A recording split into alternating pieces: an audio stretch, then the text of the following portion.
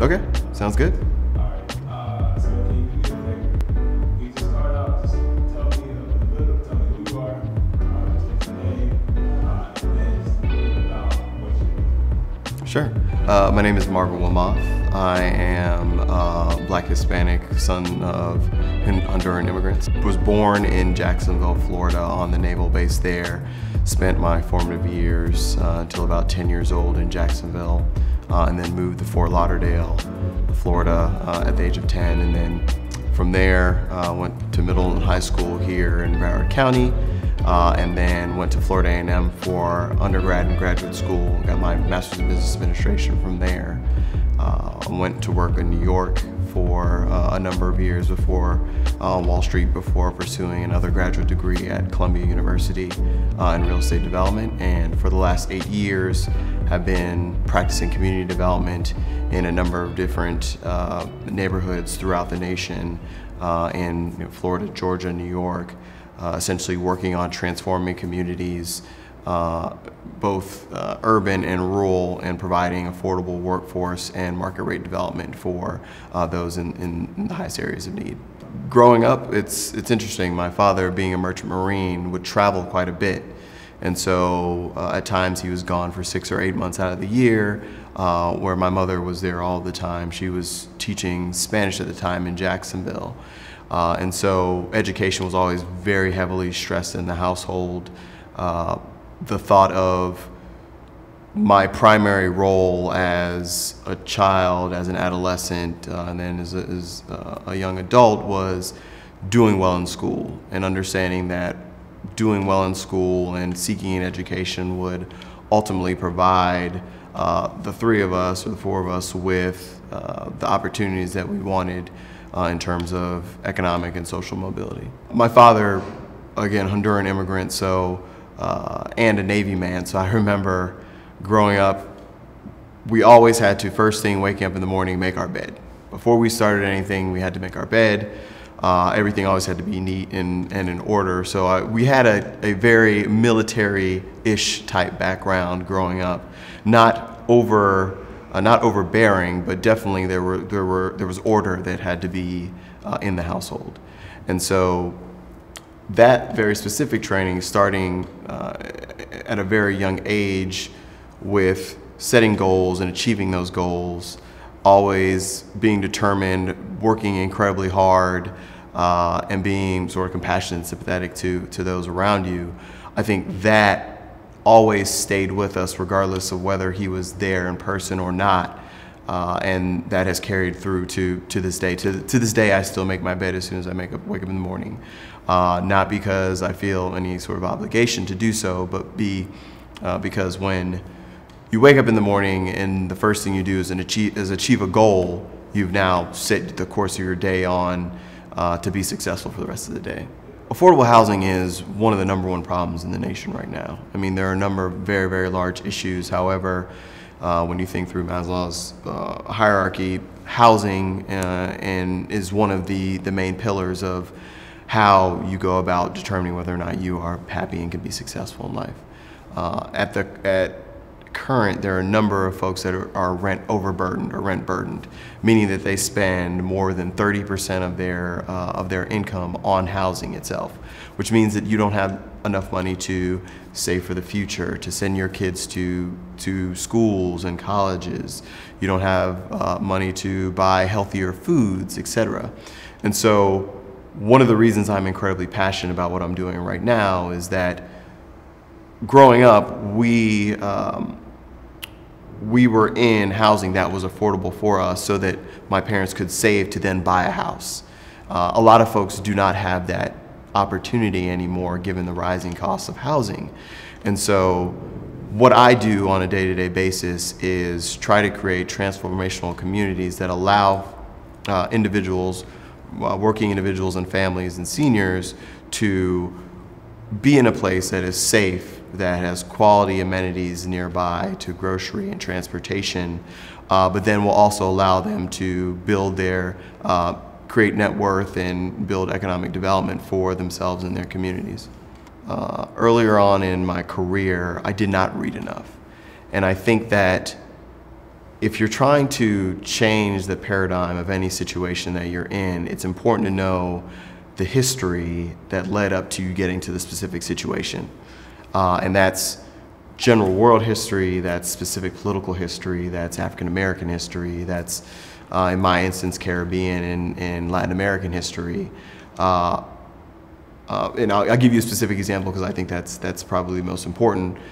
In doing the work in community development that I'm doing, we often find that neighborhoods are incredibly segregated. And you ask yourself, well, how is it that this neighborhood ended up being black, and this neighborhood ended up being Hispanic, and this neighborhood ended up being mostly white? And I'm reading a book right now called The Color of Law, and it talks through specifically how the federal government actually perpetuated housing segregation for a number of years, 20 or 30, and even to this day, some of these laws remain that, while specifically don't promote segregation, but the side effects end up being that certain people live in certain neighborhoods.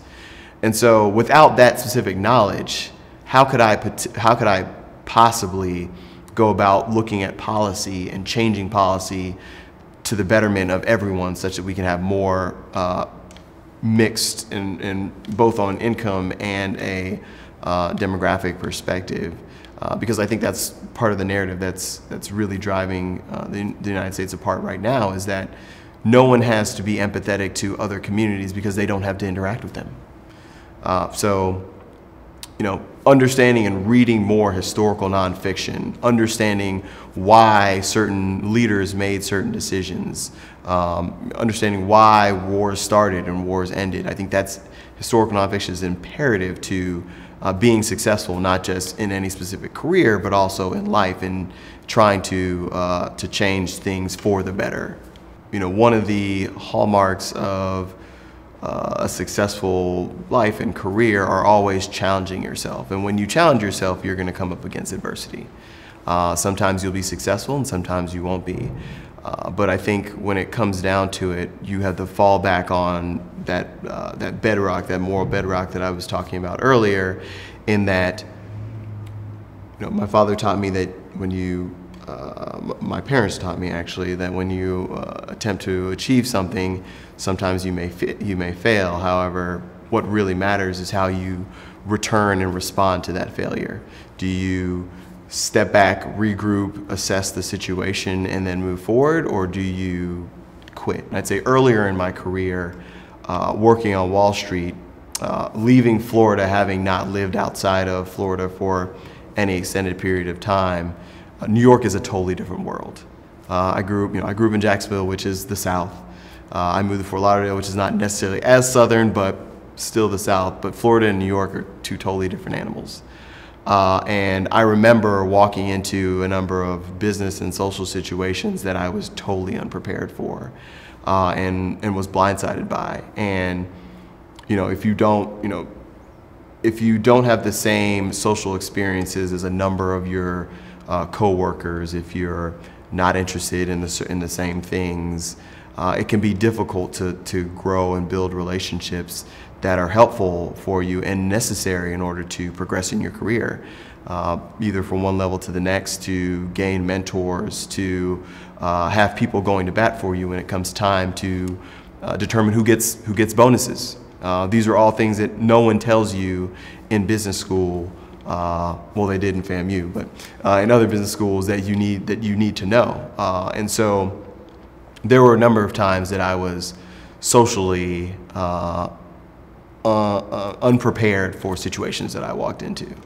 And so I stumbled very early in my career a number of different times, not knowing what the social cues were and not knowing what specifically they meant. And as such, as I'm doing work, was not able to get the mentors to help me progress through my career quickly enough. And so while I was a very, very good analyst in the beginning of my career, it took me a little longer to get promoted than I otherwise would have liked, because it took me a little longer to learn those lessons. But once I did, I was able to form those relationships that were necessary to progress to the next level. One of the largest issues for the Black community is access, not interest. So from access from a financial perspective, access from a social perspective, having the opportunity to work on Wall Street when you otherwise didn't know anything about it, having the opportunity to learn about development when you otherwise would never have been exposed to it, and then having the access to the capital to then effectuate some sort of change, I think would be, I think are sort of the main drivers of some of the things that we could work to really help change the communities. But you know, there's no shortage of talent in Black and brown communities, not just from a physical perspective in athletics and entertainment, but also intellectual talent, artistic talent.